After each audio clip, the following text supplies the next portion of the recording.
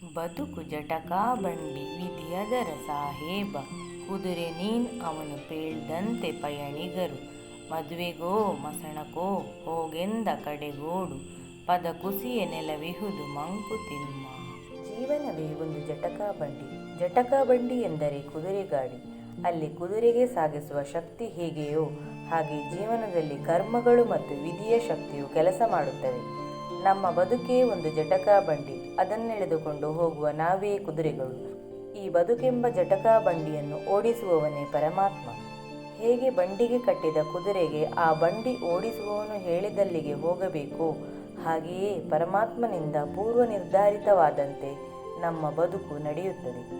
ನೀ ಸೂತ್ರಧಾರಿ ನಾ ಪಾತ್ರಧಾರಿ, ಸೂತ್ರಧಾರಿ ಬೇರೊಬ್ಬನಿದ್ದಾನೆ, ನಾವು ಕೇವಲ ಪಾತ್ರಧಾರಿಗಳು ಮಾತ್ರ. ನಮ್ಮ ಗಮ್ಯಸ್ಥಾನ ಅದು ಮದುವೆ ಅಂದರೆ ಆನಂದ ಅಥವಾ ಮಸಣ ಅಂದರೆ ಅಂತ್ಯ, ಎರಡೂ ವಿಧಿಲಿಖಿತ. ಅದು ಆ ಪರಮಾತ್ಮನ ನೇತೃತ್ವದಲ್ಲಿ ನಡೆಯುತ್ತದೆ. ಈ ಜೀವನದ ದಾರಿ ಮತ್ತು ಗುರಿಯನ್ನು ನಿಯಂತ್ರಿಸುವವನು ಪರಮಾತ್ಮ. ಜೀವನದಲ್ಲಿ ನಾವು ಯಾವ ಕಡೆಗೆ ಸಾಗುತ್ತೇವೆಯೋ ಅದು ಪೂರ್ವ ನಿರ್ಧಾರಿತವಾಗಿರುತ್ತದೆ. ಬದುಕಿನ ಓಟದಲ್ಲಿನ ಸಂಕಷ್ಟಗಳ ನಂತರವೂ ಅಂತ್ಯದಲ್ಲಿ ನಮಗೆ ವಿಶ್ರಾಂತಿಗಾಗಿ ನೆಲವಿರುವುದು. ಅದು ದೇಹದ ಅಂತಿಮ ಆಸರೆಯಾಗಿದೆ. ನಮ್ಮ ಜೀವನದ ಪಯಣದಲ್ಲಿ ನಾವು ಎಷ್ಟೇ ವಿಫಲರಾದರೂ ನೆಲ ಎಂದಿಗೂ ನಮಗೆ ಆಧಾರವಾಗಿರುತ್ತದೆ, ಶಾಶ್ವತವಾಗಿರುತ್ತದೆ. ಜೀವನದ ನಿಯಂತ್ರಣ ನಮ್ಮ ಕೈಯಲ್ಲಿಲ್ಲ, ಅದನ್ನು ನಾವು ಒಪ್ಪಿಕೊಳ್ಳಲೇಬೇಕು.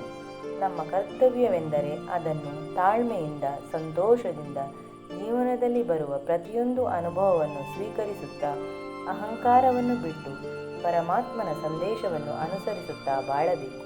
ಹಾಗಾದಾಗ ಮಾತ್ರ ನಮ್ಮ ಜೀವನದ ನೋವು ನಲಿವುಗಳ ನಡುವೆಯೂ ನಾವು ಶಾಂತಿಯಿಂದ, ನೆಮ್ಮದಿಯಿಂದ ಬದುಕಲು ಸಾಧ್ಯ.